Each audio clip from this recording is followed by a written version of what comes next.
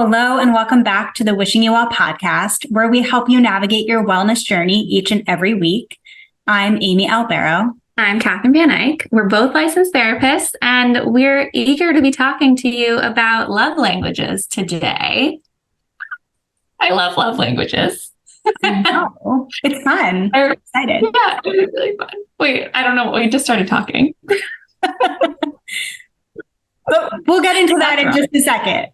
We have some other things to chat about before we dive into love languages. We have to check in. Living full and well life is to put together. Authentic. We feel it. Take care of ourselves. So, Catherine, how you doing? How you holding up? How's your self-care? I feel like you're asking how you're holding up because you know that I am extremely tired. My self-care sucks right now because I just told you this, but I have this like very common pregnancy rash that is very, very uncomfortable. It's extremely itchy, and there's really nothing you can do about it, apparently. This just happened, so I'm working on it, working with the World Wide Web and also professionals. Anyway, so very, very uncomfortable. And all I can really do, and pretty much any time that I'd be doing like self-care that actually would make me feel good, I am putting ice packs on, or I'm like applying anti-itch cream that's safe for pregnancy. And yeah, or I'm scratching myself. So like, it's just like really not a great time right now. Oh, it's like the self-care out of necessity, not out of like desire.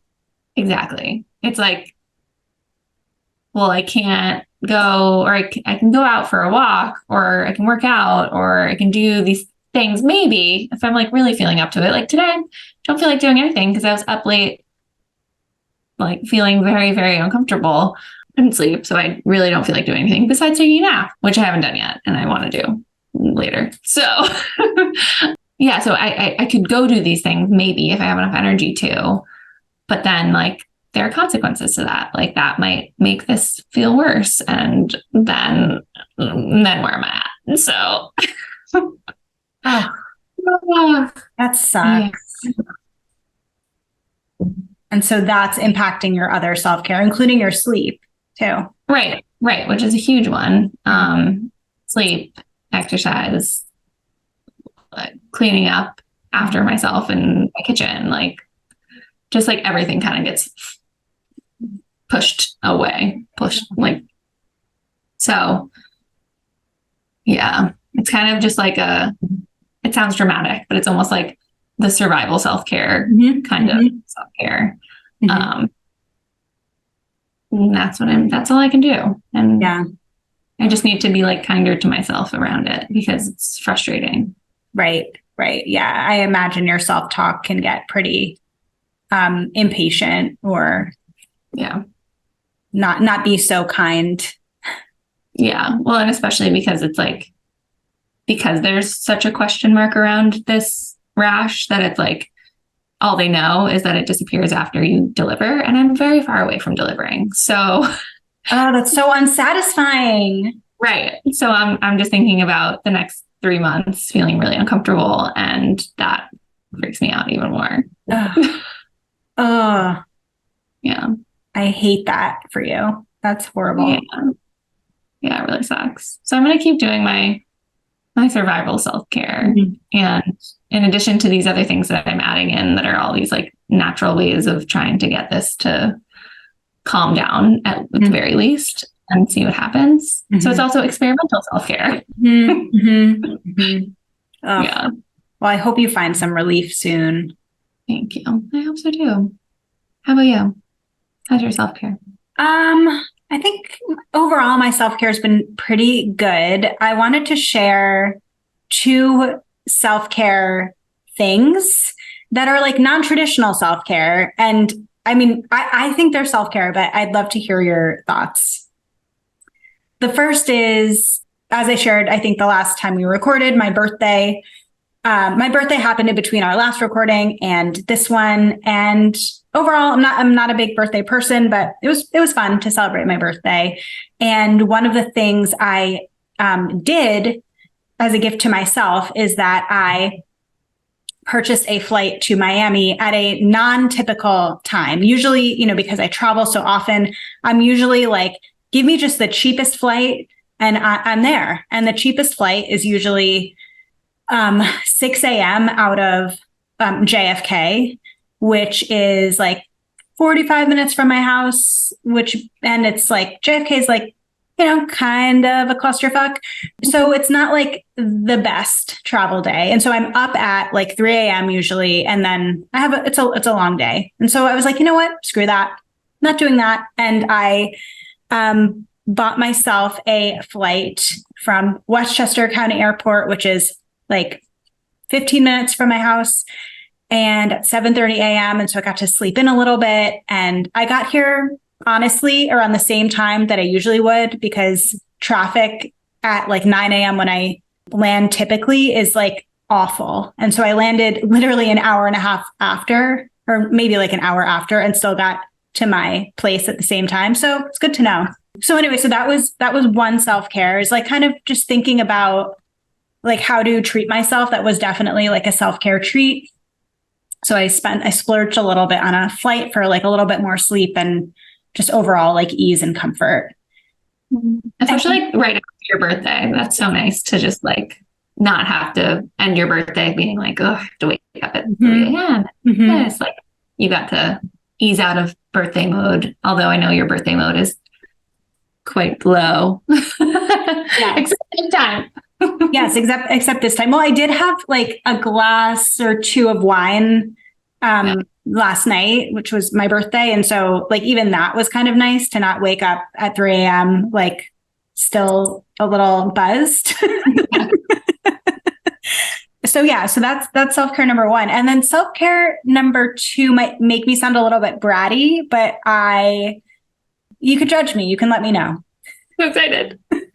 So for my birthday dinner, I wanted to go to a club that my husband and I belong to. It's where we go once a week for like our date night. So, we go there frequently. I love it. It's like beautiful views of the water and all that good stuff. And so my husband made a reservation for us like weeks, if not months ago, and specified like essentially table closest to the water, and it's Amy's birthday, which was really nice. And so we get there and did not get table closest to the water, which fine. No one acknowledged it's my birthday. Fine. I order dinner, and I ordered essentially like a chicken Milanese, essentially like a pounded chicken breast with a lot of arugula and some like freshly shaved Parmesan cheese. I love chicken Milanese. So good. And there was a giant piece of mold on the Parmesan cheese. And I was, disgusted. Oh. And normally what I would do, I'm never a send it back type person. I'm never a, like, if I get like a steak or something and it's overcooked, they come around, they ask me how things are. It's great. I'm never the person that sends something back, but I sent it back yesterday. And then this is where the bratty part comes in. And then I wrote an email to the the manager of the club, and just like shared a little bit about my experience in a very like kind of objective way, like not mean, not critical, but just like what happened here. Like this was not okay. And I also felt like kind of bummed, like I lost my appetite, didn't actually eat a birthday dinner. Like I just didn't want anything. And so I was feeling pretty bummed out, and it made me feel a little bit better to send it back, to let them know, and to make sure that the manager knew as well. So yeah. So is that self-care? Wait, where was the self-care part? Speaking up for yourself? Well, I think speaking up for myself, like not just like eating it literally and figuratively, of just like saying like it's fine when it's not fine. I'd call that self-care, especially if it's something that you are like not usually doing and makes you feel better. Mm-hmm. Yeah. Yeah. I mean, it's definitely worked a muscle that I'm not used to, to working. But I guess I was really thinking as I did it, this like ties into an episode that was recently released at time of our recording, but it's an episode about hyper wellness with Jack Gladstone, where we were kind of talking about like, why are people just kind of okay with like feeling like crap, or like just why are people okay with like not like things not like feeling right or being right? And I was kind of thinking that as I was writing the email this morning, like, why am I just okay with like being like disappointed or unsatisfied or something about something that can actually be addressed and changed? And so I was kind of channeling that conversation this morning while I was typing away. I'm so glad our podcast can help you. That's what we set out to do. Yes. Yes. Thank you. Oh, and then not self-care related, but I know when we were recording our 50th episode, we were kind of talking about things that we kind of learned from the podcast. But I realized one more thing, and it leads us actually perfectly into today, is that I've learned so much. This podcast and these topics have helped me deepen my relationship with my husband. I feel like every week, every topic, I'm like, tell me about, your experience with time management. Like, tell me about like love languages. Let's talk about it. And so that's been also really cool. It's like given us a new like conversation starter that I've enjoyed. Oh, that's so nice. I've definitely talked to mine too. And it's like, it is cool to like bring him in on it, especially the one, our topic today. Mm-hmm. It's great. Yes. So should we get into it? Let's. Love languages. Yes. Talking about the love languages. Yes. Which up until recently, there were only 5, which we will talk about whether or not you and I kind of can latch on to these other 2, or if they can go somewhere else or not be here at all. Yes, I'll certainly weigh in on the two new love languages. But yeah, can you give a little background about what love languages even are, why we care about them? Yeah. So, I mean, first of all, I'd love to say that I talk about love languages all the time, whether I'm in sessions with couples or individuals, it's coming up. And first of all, what they really are the way that we give and receive love. Mm-hmm. So it's the way that we communicate or act out that love. And we'll talk about those first 5. There's quality time, words of affirmation, physical touch, receiving gifts, and acts of service. And we'll get into those a little bit more too.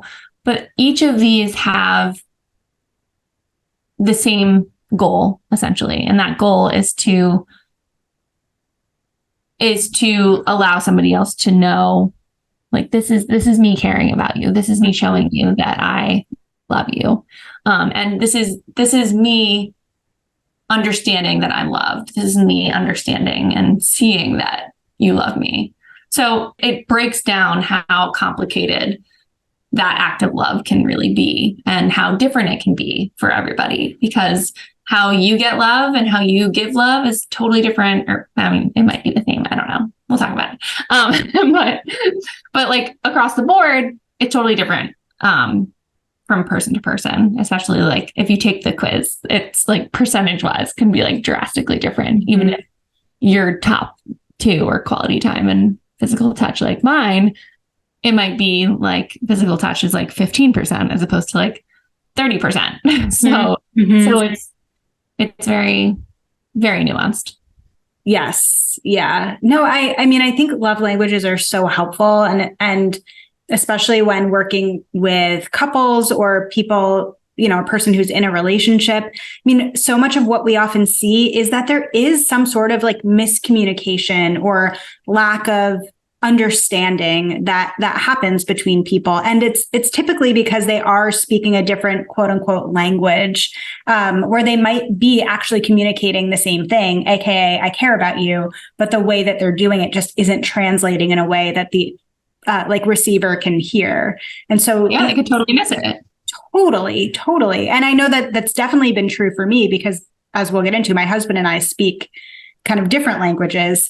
And so it is really, really useful to know. I know there are some people that think like, putting so much stock into love languages is like, not worth your time. But I think it's just one more tool in helping you understand yourself and understand your partner and deepen your relationship. Absolutely. Yeah. Well, let's talk about all 5. Yeah. Okay. Starting with. Yes. What are we starting with? We'll pick my fave, my number 1, which is quality time. Mine too. Big surprise. So what is quality time? So quality time is really all about like when a person really, really appreciates like having kind of undivided attention from their partner. It's not just about being like physically in proximity, but the quality of the closeness. And so it's not just sitting next to each other on the couch, both on your phone while watching a show. It's like actually engaged in maybe a conversation, or maybe you're both watching the show and talking about it. It's right in the name here. The quality of the time is important. So it can include making eye contact, actively listening, staying present, maybe like, quality conversations, deep conversations, like sharing thoughts, experiences, feelings, things that are personal and without much interruption. I think that's really important too. Yeah. It's like an undivided attention. Mm-hmm. Mm-hmm. I know that mine is like, even if like that because what all of these have in common is that there's effort put behind them, right? So like, yes. Like you said, you can be sitting on the couch with your partner watching a show and be in physical proximity to each other and it not mean much anything to you. Mm-hmm. Or there can be a sense of that, even like you don't have to be engaged in this deep conversation every single time that you're having this quality time or having this sense of an experience together. But as long as there's some sort of effortful interaction, like I know that at least if I'm watching a show with my husband, that as long as we're watching it together and we're commenting on it to each other and we're like maybe pausing it and talking to each other, or there's some engagement where it's not, okay, we're watching the show, but like I'm also on my phone scrolling and he's on his phone scrolling, or he's on his phone and I'm like, hey, we're doing this. Mm-hmm. Mm-hmm. Mm-hmm. Then like, as long as that's not happening, then there's something else behind it. Like it doesn't always have to be so involved. Mm-hmm. So it can be. And when it's really involved, it's really, really meaningful. And it's really, really, it's really, really meaningful. And that's where I feel the love. Mm-hmm. Mm-hmm. Yeah, no, I mean, I'm with you. I mean, in terms of the way that I experience love, this is it for me. Like my like the one ask, again, my birthday just happened. What did I ask for my birthday? I asked for no like laptop time, like sitting next to each other on the couch. Like I wanted the quality time. That was like the gift that I wanted. And for my husband, who's very busy and works too much and all of that stuff, it was an ask that meant a lot to me. And so, yeah, I like what you're saying too. I think the effortful, planfulness is also a big part of the quality time.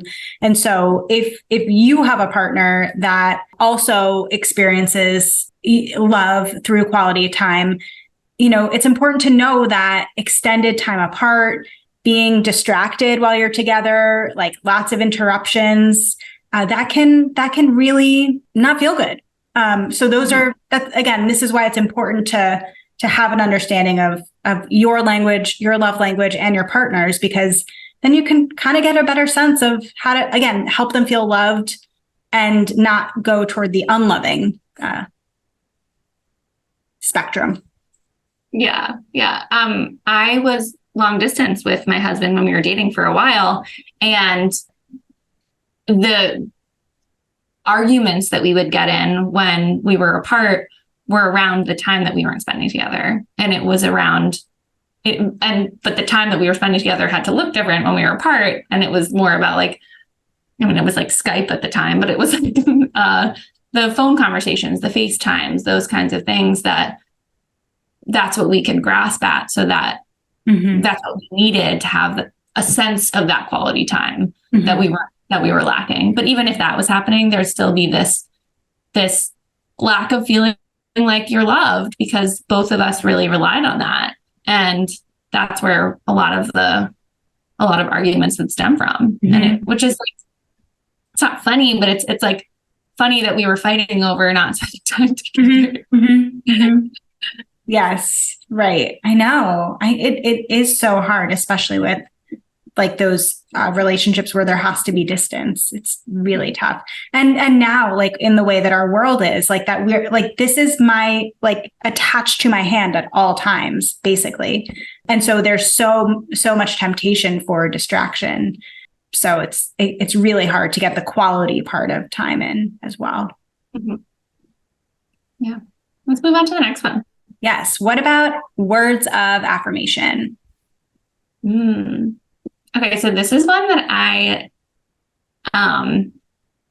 first of all, I would just like to say is like lower. I think it's the lowest on my list of my results when I retook the love languages quiz. This one is really about telling your partner how you feel about them and having your partner tell you how they feel about you. This isn't just like talking to you or having conversations. This is like about you. Like, this is me like expressing my love and really communicating it through words. So a lot of people need this one. Yeah. I mean, not surprisingly, because I know you and I tend to overlap a lot. This is my lowest one as well. Like I could take it. You prepared results. I could kind of like take or leave this one. I do think part of it is I didn't grow up in a household where there were like lots of like I love yous or like those kind words of affirmation like really thrown around very much. Like my love languages are so representative of the way that I saw love communicated in my family of origin. And so I suspect for me that's why like this one doesn't like mean as much, but I think we're probably in a minority because I know so many people like really thrive on getting that like external validation, that affirmation, that it's so important to them in terms of maybe feeling secure, feeling loved. And so this one I imagine is quite popular. And so if your partner is someone who seems to, really respond well to compliments and, reacting really positively to something that your partner's accomplished and things like that, then they probably are a words of affirmation person, which on the flip side means that people who have words of affirmation as a more prominent love language probably are going to feel really negatively affected by unkind words, and they might be overly sensitive to criticism. And so that's definitely something to be mindful of and to look out for. Yeah. Yeah. I had my husband take this, and I was really surprised to learn that this was really high up on his. And so of course, when he shared his results with me, he had texted me like a picture of it. And I was like, oh my gosh, like I gotta be telling you more things. Wow. And of course I in all caps was like, I love you. And he was like, I think it's like all those times you tell me you're proud of me. Those are the ones that really get me. And I was like, wow. Like, I mean, I could see how that was meaningful to you, but I didn't know like how meaningful until talking about it. Yeah. Isn't that, I mean, you and your husband have been together for so long. Like, isn't it amazing to like still be learning things? Yeah. Thank goodness. I know, was he surprised that words of affirmation was his like higher? Yeah. Yeah. I think he was because it's not the outright like you're so beautiful, honey. You're so cute. Like, I think like those don't mean as much to him. It's like very specific to actions he's done and he's being recognized for them. Yeah. This is not one of my husband's top ones, but we definitely have like through the course of our relationship, he has said to me, like, I would like it if you told me that you're proud of me more, or that, that I'm handsome, or like something like that. Like he throws the compliments out like to the point where like it almost they don't even like, it's just white noise, which is very, very sweet.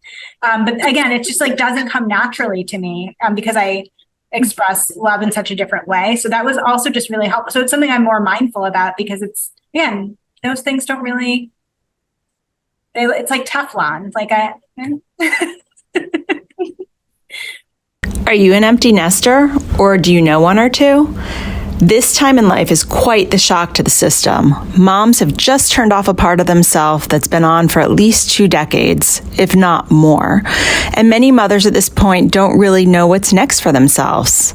It makes a lot of sense when a huge focus of yours has all of a sudden disappeared, or at least looks a lot different than it had before. Because this can be such an off time, we've created a group for moms in just this position. Welcome to Embrace the Empty. I'm Christine Gigliotti, and I will be facilitating this group over Zoom on Wednesdays from 6 to 7 p.m. starting September 13th. Get all the details and sign up at the link in our show notes. Okay, next up is physical touch.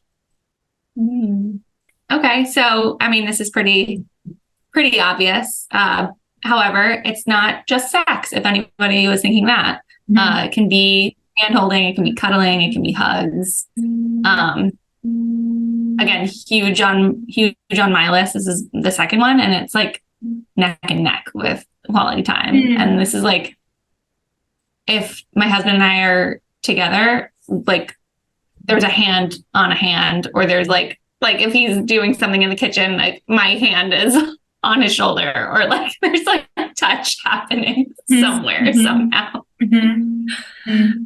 So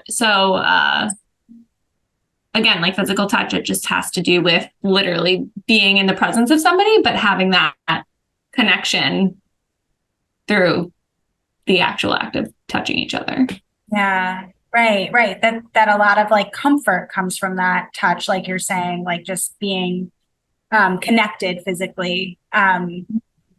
This is my husband's number one physical touch. He's similar to you, like again, not in a sexual way necessarily, but just like likes to be physically touching.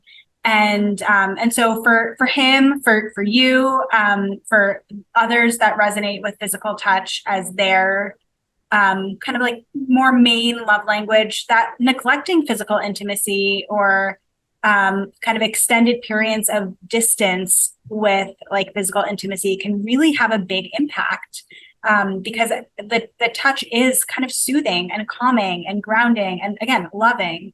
And so it probably doesn't feel great if that need is being neglected.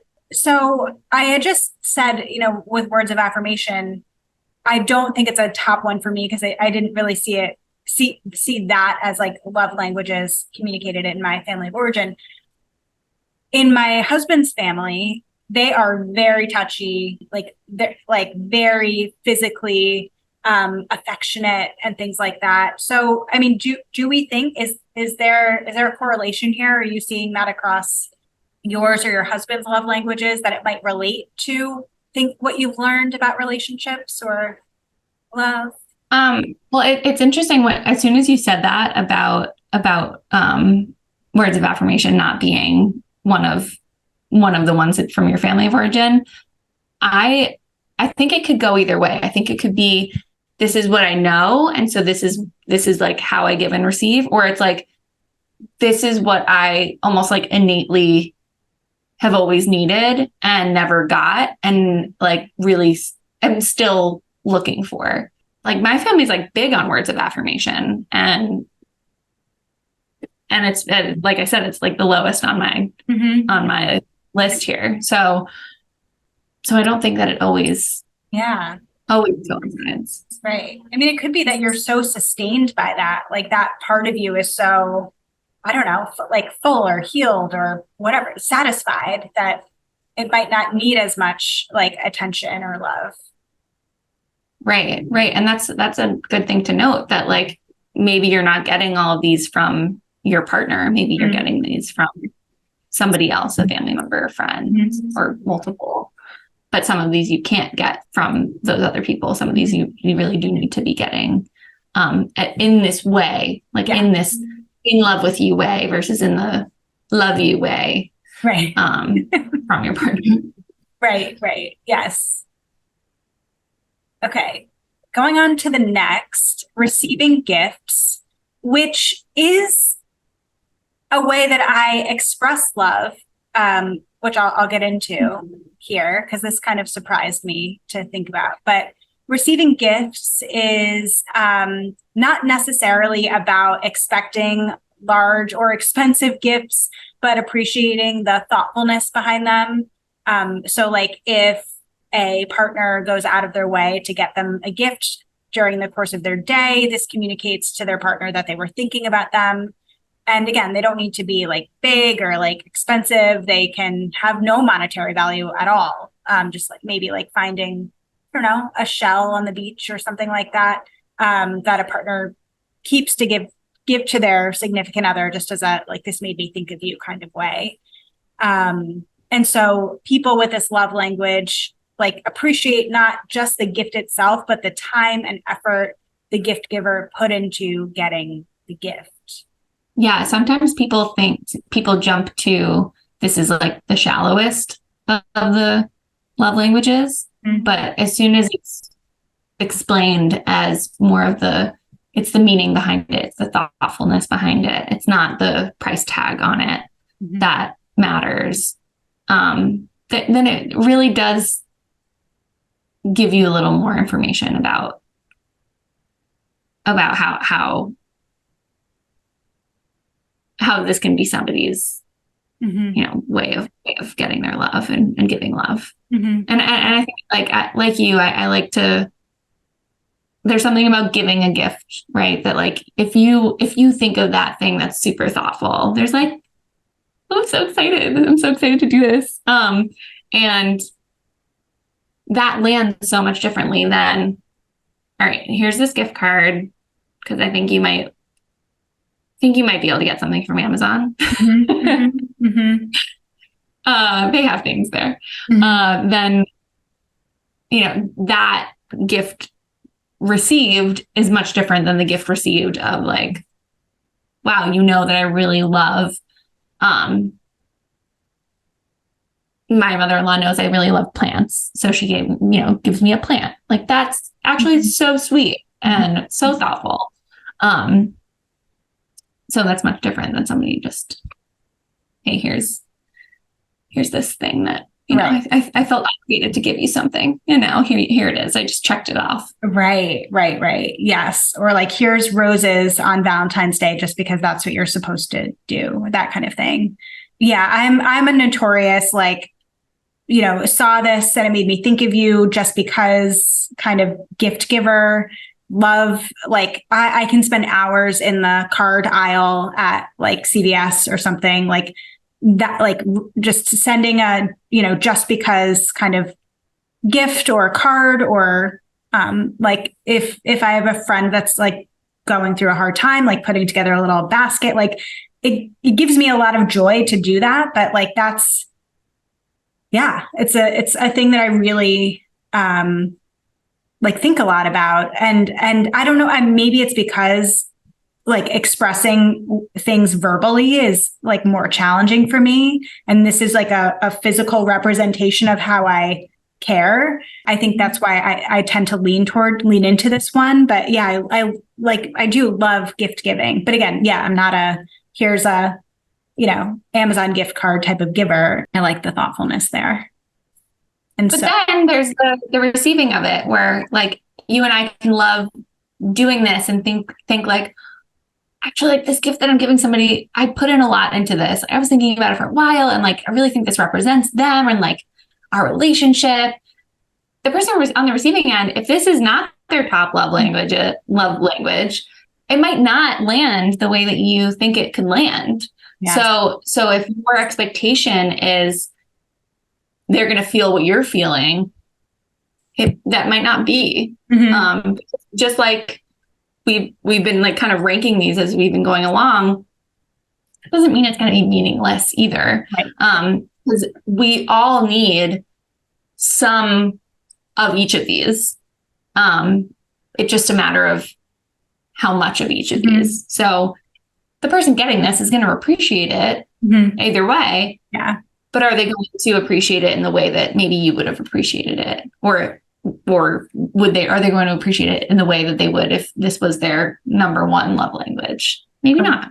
This is such a good point. It made me think immediately of events surrounding my wedding. And at the night of our rehearsal dinner, I had, gotten very thoughtful gifts for wedding party parents and things like that. And handkerchiefs were kind of a detail that was woven through, like our wedding invitation was on a handkerchief. And anyway, and cool. So I had, oh yeah, they're very cool. I'll have to show you. But I had handkerchiefs embroidered for, like, again, mom, dad, mother-in-law, father-in-law, with like meaningful messages. And I put a lot of time, I agonized over the words, the thought, the colors, the whole thing. And yeah, they were just like, oh, okay. Like, not, and I was just like so hurt and probably took it more personally than I needed to, but that's such a good point. Like, if you don't know, like, that the person who's given you this, like, this really means something to them, then you don't actually know how to react proportionately.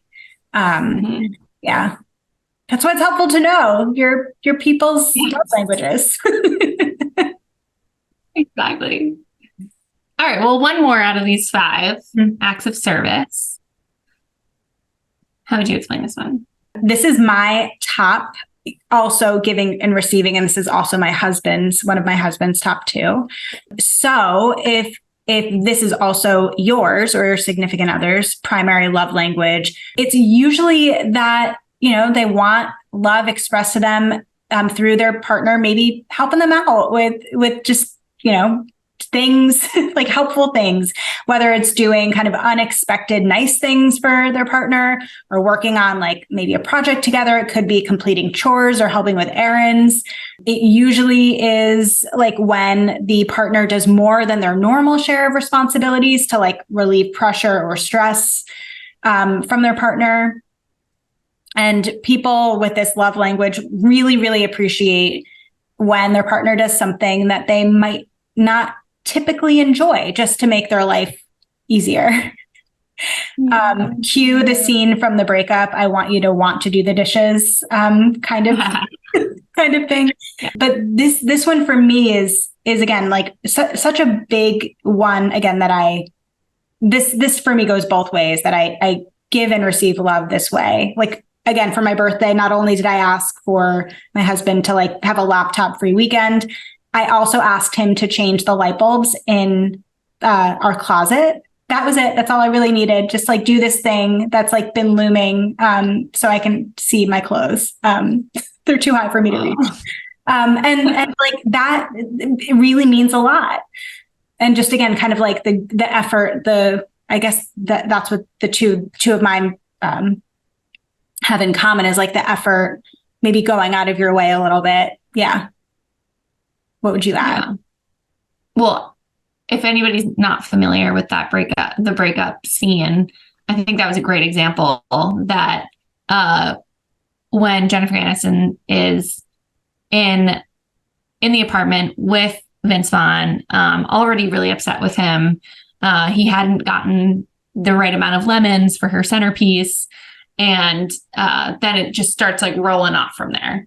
And of course, this movie is called The Breakup. So like, don't get scared for people who haven't watched. This doesn't mean that you're going to break up. However, she's clearly asking him for something. She's clearly communicating to him that, well, let me also just say, she does put him in this double bind of I want you to want to do the dishes. That really puts him in a spot here. No one's going to win. She wants him to do them. She wants him to do them out of the good of his heart. She's asking him to make a point of doing an act of service for her. This is clearly something that would fill her up with love. And he doesn't see it like that. He just sees it as a chore. He sees it as annoying. He sees it as silly. He's not seeing how that greater, deeper importance that this could actually serve in his relationship.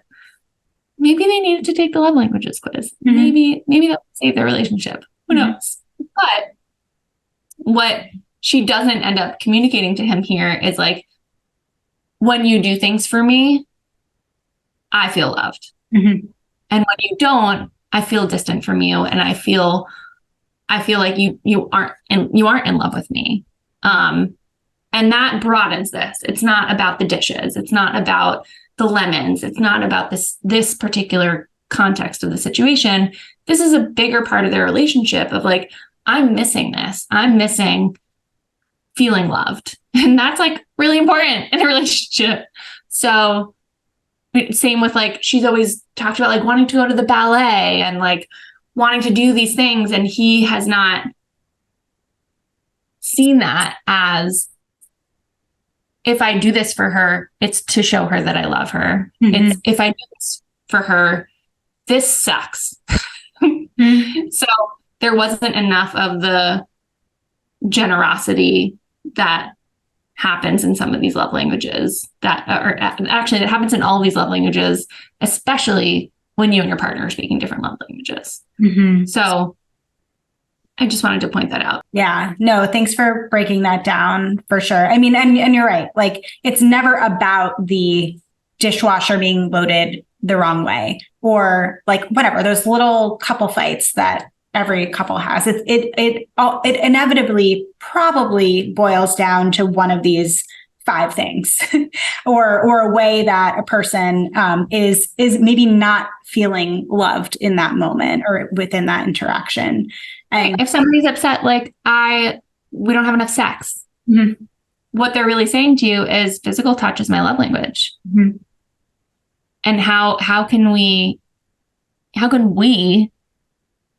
create an environment where physical touch is more apparent in our relationship? Because right now it's not.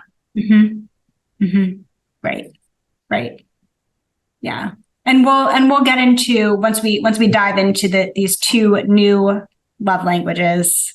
We'll get into how knowing these really can help relationships or kind of like, I know my love language now what situation for sure. But yeah, let's talk about these other 2. So apparently eHarmony, yes, the paid dating site, did a dating trends report for 2023. And it indicated that when they were polling their members, that 46% of adults in the United States expressed that their way of receiving and expressing love wasn't actually included as one of the 5 that Catherine and I just went through that were originally coined by marriage counselor and author Gary Chapman, by the way. So they decided through their, research, their data, that there were 2 new additions that should be included amongst the love languages. The first one is shared experiences. What do you think about love language number 6? Well, hopefully, first of all, I'd love to hear Gary Chapman's take on these. Some of these. Yeah, where's he been at? I'd love to. What do you think, Gary? I want to hear his comments because I am not feeling it. I'm not thinking that this is its own love language. This really sounds like an extension of quality time. I read that the difference between this and quality time is really about like the adventure aspect and doing something new. But I don't think that, just as I was explaining before about quality time, that there are different levels of quality time, that you can have these really, really in-depth and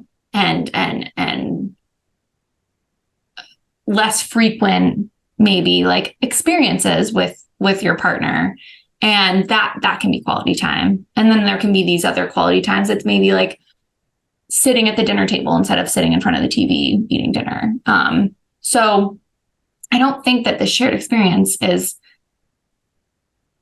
enough on its own.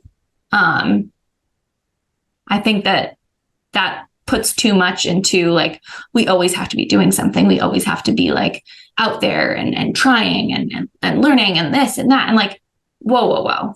We got to live life here. Mm-hmm. Tone it down. Mm-hmm. And especially it kind of gets you into this, like, I have to like thrill seek kind of mentality in order to keep up my relationship. And that's not really healthy. What do you think? Yeah, no, I love that take. I'm looking at like the same article that you and I were both kind of using as our source material here. And one of the quote unquote experts that weighs in says it's both the experience itself and the thoughtfulness that puts you into making that experience happen that makes them feel loved. That doesn't sound a whole lot different to me than quality time. And then it goes into, signs that this might be your love language. You feel closer to your partner after attending an event together. You love completing a group task. You prefer to always have someone along for the ride. You feel closest when you're making new memories. You prefer to be doing something with your partner. Yeah, I think this is on the extreme end of quality time. I agree. I think it's a little too extreme. It doesn't actually sound like that healthy, if you ask me. Right. If this is its own, if it's just an extension of quality time, then great. Like, I love doing new things with my husband. I love when we do something adventurous. And I also just love doing things with my husband. Mm-hmm. So it doesn't have to be this broad, like this like extreme experience. It can be both. Mm-hmm. Making it have to be this serious sort of like, I'm throwing you and I out of a plane kind of experience. Like, that's, I don't know, just mm-hmm. like a little too much. Mm-hmm. Mm-hmm. Yeah. I'm curious. Like, I'd love to see a follow-up from eHarmony about how many people selected this as their love language. I also find it so interesting. 46% is a huge percentage that didn't feel like any one of those 5 like hit for them. Like, how's that's not possible. They must not have fully understood the assignment there, but whatever. Who am I to judge? The polling. I want to know what the question is. Exactly. There might be something up with the research there. The second new love language is called emotional security. So this one is when you feel closer to your significant other, when you are, quote, bearing your heart and soul during intimate pillow talks. Rooted in conversation, emotional security happens when a person feels safe, seen, secure, and accepted for being their authentic self. What do you think about this? So I don't like the name. I think the name doesn't make any sense because that's you said this when we were planning this out. You said that like this who doesn't want emotional security in their relationship? Like this is what you're allegedly getting from all of the 5 original ones. So isn't that just what a healthy relationship is? Emotionally secure? Like, right. Isn't that just what we all want? Right. Exactly. So in that regard, I don't like this name. However, what I do like about it and what I could buy into is adding it on. Although I still kind of think it could be an extension of quality time, because if you're spending quality time together, there's intention, there is deep conversation, there is like some sort of like stimulating discussion. What I do like about this is that deep conversation aspect. I think there are a lot of people that could potentially experience all of the original 5, but still feel like they're only talking surface level kind of conversation with their partner. I have a friend who kind of has explained to me that she experiences this, and she's not sure if this is a place where this relationship she's in is where she's supposed to be getting that deeper conversation, or if she can get that elsewhere. And it's a great question to ask. But outside of her romantic relationship. Yes. Yeah. If she's getting it from friends or she's getting it from family or coworkers, like, is that needed in her relationship? She's not sure, but there's still something missing there. And that's what I think is really important to see, that these other things, I guess, could be happening. But I think that also depends on what you're defining as quality. Right. Because maybe there's time, and maybe there's conversation, and maybe there's adventure, but is there that depth? Is there that like curiosity and that thinking and that vulnerability? Yes, exactly. Mm-hmm. You know what this one makes me think of? It makes me think of the Bachelor franchise. And they are on one-on-one dates. And this feels like the love language of The Bachelor. Like, you're so right. Just, share with me your deepest, darkest secret, your deepest, darkest trauma. Let's do it. And that's how I know that you are serious about me and about this relationship, or you're ready to get married. That's what this one is giving. Yes. And I think to give it a little more credit, I think it can also be, are we having conversations about religion? Are we having conversations about politics? Are we having conversations about your family life and my family life, and how that relates to how we're living today together? Like, are we really getting into that? Mm-hmm, mm-hmm. Or are we just shooting the shit and talking about our days? Right. As you're saying this, it's occurred to me that there is, what is missing in the 5 love languages is something about verbal communication. Like words of affirmation doesn't actually cover that. So, okay. So, all right. You might have swayed me. I agree with you. Don't love the name, but yeah, I do think there is something about deep conversations. They should have called it that. Yeah. Yes. Yeah. Yeah. All right. Come back to us, eHarmony, with an update. Yeah. So interesting. So yeah, I'd love to, for you all who are listening, would love to hear your thoughts on 5 love languages in general. If you think these 2 were needed, if you feel like you fit in these categories, I would love to know. Maybe I'm wrong, but in my, of course we could be wrong. I could be wrong. But I really want to know from Gary Chapman. So we'll have to do a follow-up, like a little update. Yeah. If we can get a hold of him. If we can get a hold of him, if Google, has something for us, maybe. Okay. So we've obviously defined all of the 7 love languages.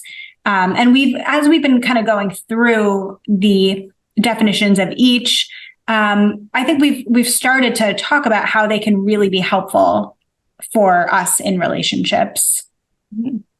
Right. It's really about being able to not only understand what you're needing in your relationship, but also understanding what your partner needs. And I love that they're called love languages too, because you could be speaking Spanish and your partner can be speaking German. And if you're not learning German and your partner is not learning Spanish, how can you possibly communicate? How can you possibly go anywhere? Unless this is Love Actually, and you don't actually need to know the other person's language to fall deeply in love with them. But you really need to know how your partner gets their love in order for your relationship to flourish in the best way possible. Yeah, for sure. And so what do you think about, like, say you are in a relationship where your love language isn't being addressed, or met, I guess. Like, what should someone do about that? Talk about it. Have a deep conversation about it. Have a deep conversation. Yeah. Dig into that emotional security. Love it. Yeah. But that's the reality. If you're not having that need met, how can you possibly feel emotionally secure in your relationship? And to a point where this happens more often than not, that if you're not feeling emotionally secure because your needs are not being met, you're not feeling loved, it can be that much harder to be vulnerable and to address some of these things. Especially if you and your partner haven't talked about them before. Like this, I think it was just a great exercise in general. I had my husband take this quiz just to check. I had a hunch, but I didn't know about the words of affirmation one, how important that was to him. So if you're not making it a part of your relationship, if you're not making you two a part of your relationship and like how you're functioning, how things are happening, how things are going, then that lack of understanding is only going to build. Right. For sure. I mean, I was thinking about, it's so interesting sometimes, like, mine and my husband's experience of our relationship, where sometimes, I mean, we're often on the same page, but there have been plenty of times or seasons in our relationship where I've said to him, like, gosh, I feel like we are like really missing each other a lot lately. Like, we're not really connecting. And he'll say, really, this is the most connected I feel like we've ever been. And we've worked hard to be able to have these kinds of conversations about our relationship. But even that gave us a little bit of okay, so like you're getting your kind of like maybe love language needs spoken to, like what is kind of missing on my end? Why am I not feeling as connected? And it just gave us a framework and gave us like a little bit more of a gentle, like defenselessness framework of, okay, well, we know that my love language is acts of service and quality time. I know that you've been really, really busy, and it would make me feel incredibly like loved and adored. If you could kind of keep that in mind as you go about your day. It doesn't have to be you never want to do the dishes. It can be just more of a framework or a data point of like, this is what I know about myself. This is what's really helpful to me. I love it when you do X, Y, or Z. It means a lot to me. It helps me feel loved. I mean, to say that it helps me feel loved is like a powerful statement. Yeah. What do you think could keep somebody from saying it in just the way that you just said? I think sometimes people don't understand that they are actually quote, like miscommunicating, quote unquote, Yeah. like, that they might not see like the resentment building up as like my partner's not, my partner might not be speaking my love language, or I might not be picking up what my partner's putting down in terms of the way that they're experiencing. I feel like maybe people aren't viewing it from that framework, and then therefore they're just looking at the definite deficit or the lack, rather than like kind of the bigger picture. I don't know. What do you think? No, I agree. I think there's like,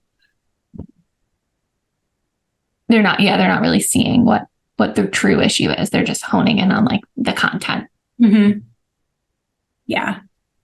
What I will say though, I mean, learning theory 101 is like, if again, my main love language is quality time. That is not my husband's. And so what do I make sure I do when I know that he has gone out of his way to like have a huge chunk of time that's completely undivided? I notice it. I express my appreciation and how much I really enjoyed it. Positive reinforcement, like that is how we learn, or people learn. And so if you do notice your partner doing something that you appreciate and that helps you to feel loved, call it out, notice it for them so that they continue to do that. Like that's the only way that not the only way, that is a main way that we as humans learn, is through positive reinforcement. Right. All right. I think we did it. I think we covered it all. We will in our show notes description add a link for a love languages quiz so that you can check it out for yourself, see for yourself, have your partner take it too, like Catherine and her husband did, and compare notes. And it could be kind of fun to plan some like date nights or put some plans into place, knowing what you know now, right? So yeah, give it a go, give it a whirl, and let us know, especially about the 2 new ones. Would love to hear your takes. Yes, the quiz only includes the 5. Okay. Yes. Maybe we can link an article about the 2 new ones so that people can check it out. We'll do it. Okay. All right. Well, thank you for listening. If you made it this far, I hope that means that you have liked what you are hearing. If you did, if you think this would be helpful to share with a friend, maybe share this episode with your significant other and see what resonates. You don't need the quiz. Just send them this episode. It'll be great. So sharing, rating, reviewing, following us on Spotify and Apple Podcasts, that really, really means so much to us and helps us out, helps us broaden our audience.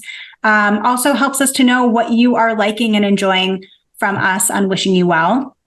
So keep doing that.